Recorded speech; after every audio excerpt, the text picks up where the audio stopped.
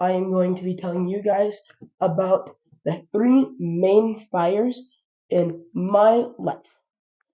And and I have a Bible verse with that, which is Daniel chapter 3, verse 19 through 30.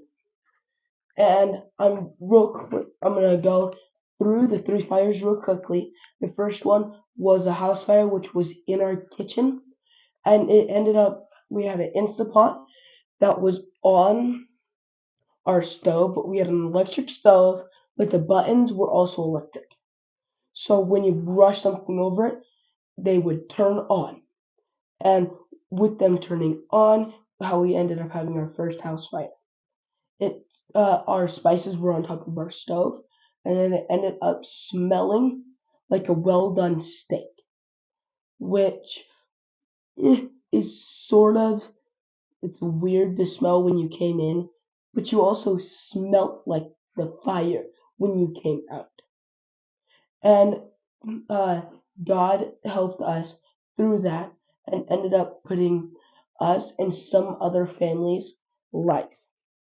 And after the house fire, we lived in a hotel for 21 days, which might not sound like a long time, but it is a long time for a family of 6 to live in one tiny hotel room. And with that, we ended up moving to a trailer park and a trailer house. And there was a family that lived a block away from us where my sister, my brother, and me had a friend who we liked to play with. And we're still friends today. And with being able to be friends there, we ended up leading them to Christ. And Christ ended up coming and uh, being there with us. And my dad ended up getting a job with their uh, their best friend, their mom's best friend. And my dad ended up working with him, and with that, my dad ended up putting God into his life also. So they ended up coming up to the summer camp that I live at, and it's just been fun to see the Lord work in their lives and our lives. And with the second fire there was a gas leak with the side by side me, my sister, and my grandma were on. My grandma was driving, my sister was sitting in the middle, and I was sitting in shotgun. And me and my sister smelled gas and we saw gas behind us. But the day before, it was running perfectly fine. And we were going in the alleyways and just looking at stuff, what my grandma likes to do. And then on our way to VBS, which is Vacation Bible School, I was going to go help while my sister was going to go to go be there and be a kid there. And with that, on our way on the second day, the four-wheeler exploded right when we got into the driveway. And when it exploded, I was shot out and I hit my head on the ground and I got a concussion and a brain bleed. It took them 3 times to move me. And a police officer ended up basically wrestled me because I would not stay down. It wasn't my true self. It was like a whole different being of me. And and I just kept fighting and fighting to get up because I had to go pee. But it took a police officer and 3 other people to hold me down to wait until the ambulance came. And once I was in the ambulance, I was still flashing around and trying to get off of what they had put me on, which was not comfortable at one And with that, I said, listen, my head hurts. Then my dad put his hand underneath my head, and then I went to the emergency room. Now, that's what happened. I'll tell you what happened uh, through that, what I was going through. I, once I exploded and was knocked unconscious, felt like I was in a dream. It was to live or I was going to die. And from the dying, I imagined a dream. I'm not a dream, but me in a coffin in a church with everyone packed full and just standing up. My parents were crying, my siblings were crying, my best friends were all there crying. And I could feel the presence of the Lord basically on my shoulders. I mean, it's just like an overwhelming feeling when this happens. And then I was in the hospital uh, for a day and a night, and then I ended up having to stay in a camper up at Haven on the Rock, and with that, I ended up getting my imagination back because I wasn't able to look at blue light, which is phones, TVs, the things you watch stuff on them. And I ended up going underneath once I was better, going underneath, and I ended up the camper and ended up playing with Hot Wheels, which I haven't done in forever.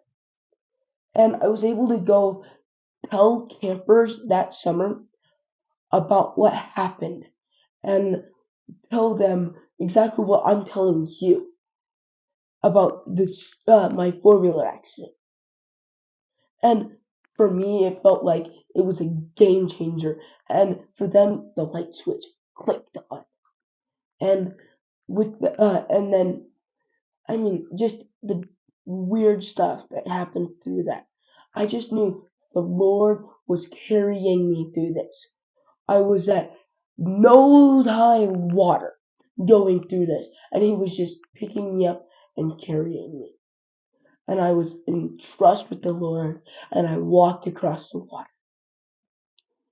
And with the third fire, which this may be a little surprising, we had another house fire in the same year as the 4-wheeler accident, but 2 years and a day apart from our other one. And I mean, having a second house fire is just unlucky. And with that, we was in uh, our family room where my sister was plugging in her hoverboard because it was broken since the first house fire when we lost the cord. My grandma bought a cord for her for the hoverboard, and with the cord, it ended up catching on fire.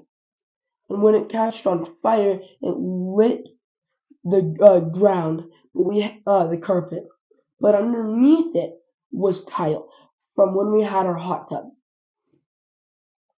And with that, the TV ended up melting, and the screen fell on top. The fire alarms were going off. By the way, me and my mom were at the grocery store, and my siblings and two of our friends were here. Then, once my siblings heard the fire alarms, they rushed outside with their friends. But my dad was asleep downstairs. But my siblings uh, didn't know that my dad was downstairs. They thought they were home alone.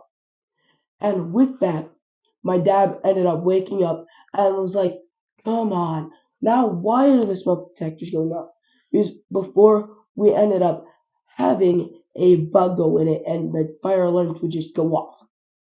And then we ended up killing the bugs and they stopped doing that. He thought it was another bug. So when he came up, he actually saw the fire in the family room. Then he ran in here, and the neighbors brought a fire extinguisher over, and he took the fire extinguisher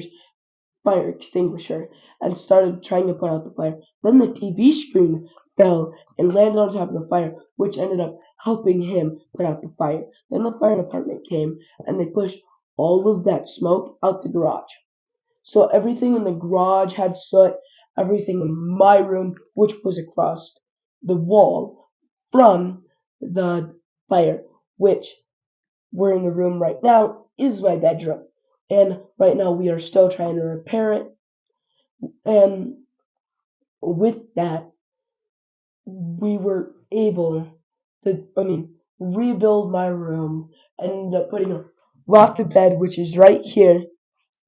And just, we're still trying to figure out what the lesson is of this house fire since it was so recent. So now, you could smell every different type of fire. It all had a different smell. And if you just walked into our house and our house fires and walked out, you would smell like smoke. Why I keep bringing that back up is in the verse that I'm about to read, it actually talks about that. So I'm gonna read the verse. Yes, I haven't got my Bible back yet. That's why I had to use my mom's phone for this. So it's gonna be Daniel chapter 3. You can pull out your Bibles. I'm in the New Living Translation. Sorry, I had to think about that word. Okay, we're in verse 19. Nebuchadnezzar was so furious with Shadrach, Meshach, and Abednego that his face became distorted with rage. He commanded that the furnace be heated 7 times hotter than usual, which it was hot, and now it rose up to even higher in temperature.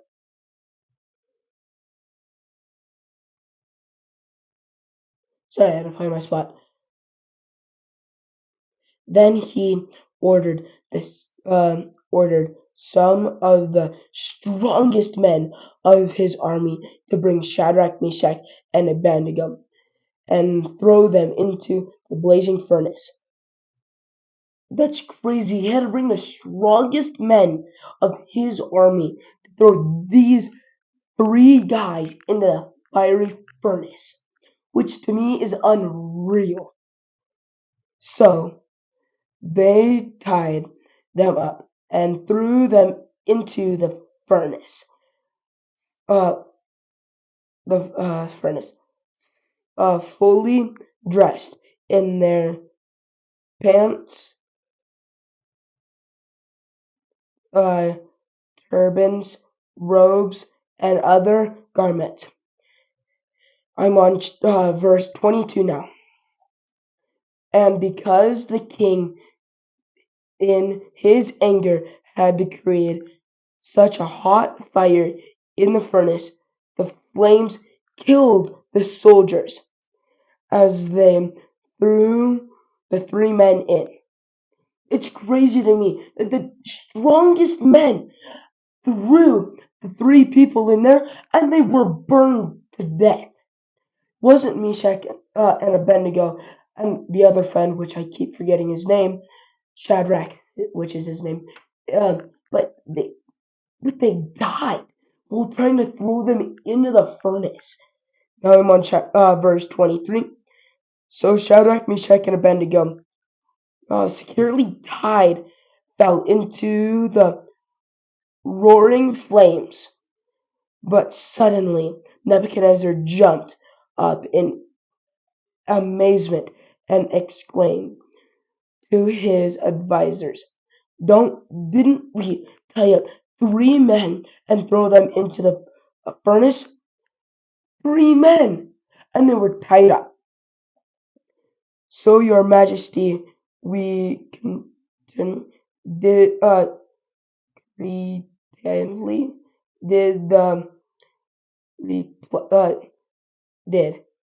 They replied, Look, Nebuchadnezzar, shouted, I see four men unbared, walking around in the fiery, unharmed,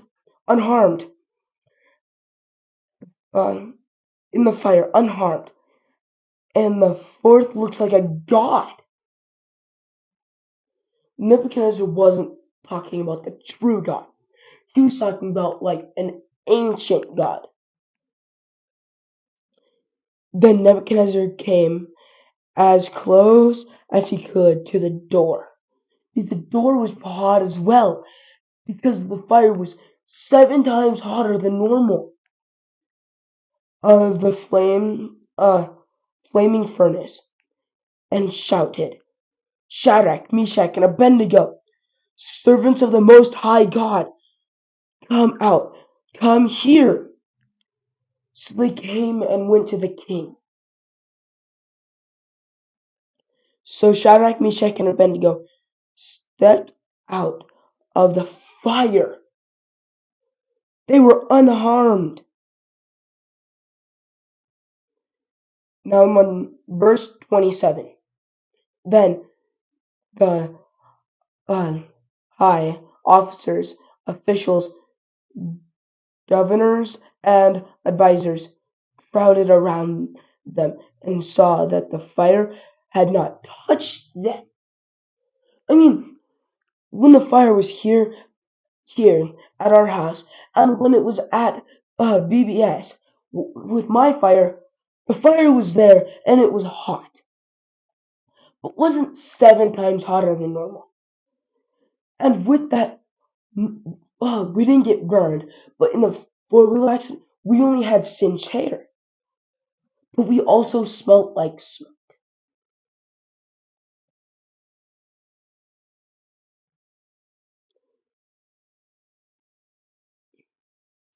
Not a hair on their body was singed, like me, my sisters, and my grandma's. And their clothing was not scratched. When I was in my accident, I had holes in my pants and road rash all over me. And they didn't even have a scratch on them. They didn't even smell like smoke. That goes back to what I said. If you walked into our house or even by that four-wheeler, it smelled like smoke. Then Nebuchadnezzar said, Praise the God of Shadrach, Meshach, and Abednego. He sent his angel to recause his servants who trusted him. They defied the king's command and were willing to die rather than serve or worship any god except their own God, which is our God, which is my God. Now I'm on verse 23. Therefore, I make this decree. If any people, whatever their race or nation or language, speak a word against the God of Shadrach, Meshach, and Abednego, they will be torn limb from limb, and their house will be turned into heaps of rubble. There is no other God who can rescue, rescue like this.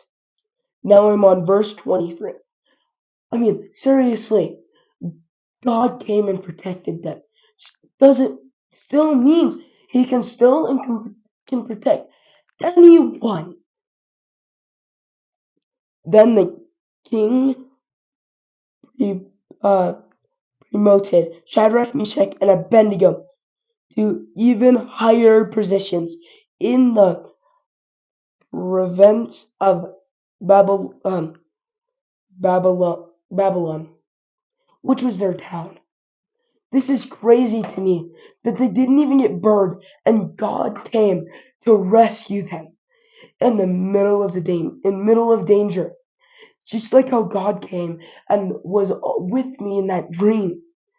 and was with me with my family in the first house fire, at the second house fire.